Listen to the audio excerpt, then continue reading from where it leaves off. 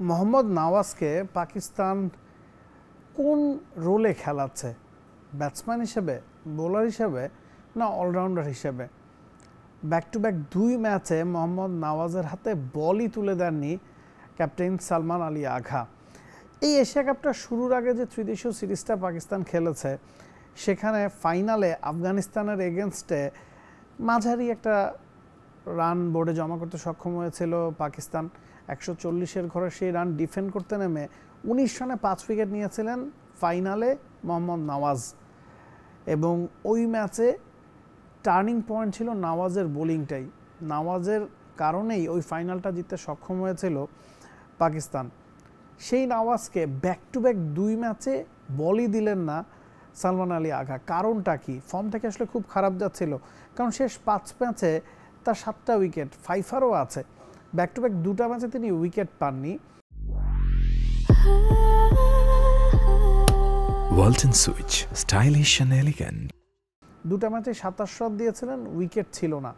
ইউএইর বিপক্ষে একটা ম্যাচে 3 ওভারে 27 রান দিয়ে উইকেট নাই, ইন্ডিয়ার বিপক্ষেও 3 ওভারে 27 রান দিয়ে উইকেট নাই। এর আগে ওমানের বিপক্ষে যে ম্যাচটা খেলেছিলেন সেই ম্যাচে 2 ওভার বল করেছিলেন, 13 রান দিয়ে 1 উইকেট ছিল নওয়াজের।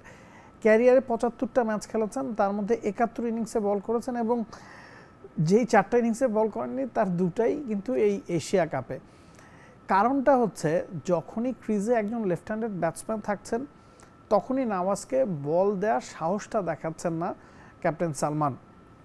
গেল ম্যাচের কথা যদি বলেন, ইন্ডিয়া যখন ব্যাটিংয়ে নেমেছে, অভিষেক শর্মা 74 রানের একটা ইনিংস খেলেছেন 39 বলে, এবং প্রায় পুরোটা সময় তিনি ক্রিজে ছিলেন।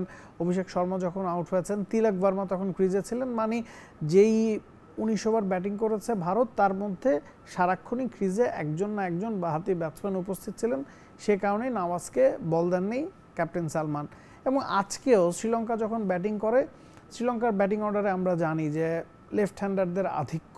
কুশাল মেন্ডিস, পাথুম নিশাঙ্কা তারা তো শুরুতে পাওয়ার প্লেতেই আউট হয়ে গেছেন। এরপরে যারা ব্যাটিং করেছেন, চারিত আসালাঙ্কা কিংবা কামিন্দু মেন্ডিস, তারা left handed batter. Kushal Perera এবং কামিন্দু মেন্ডিস কিন্তু পুরো ইনিংস জুড়েই আসলে ছিলেন শেষ দিকে। শুরুর দিকে চারিত আসালাঙ্কা, কুশাল পেরেরা ছিলেন। তাই লেফট হ্যান্ডেড ব্যাটসম্যান ক্রিজে থাকার কারণেই কিন্তু নওয়াজকে বোলিং দেননি ক্যাপ্টেন সালমান আলী আগা, যেটা একটু আসলে বিষয় জাগিয়েছে। আপনি একজন পিওর বোলার হিসেবে খেলছেন, কারণ ব্যাটিংয়ের কথা যদি বলেন, আপনি ইন্ডিয়ার বিপক্ষে ম্যাচে 19 বলে 21 রান করেছেন নওয়াজ।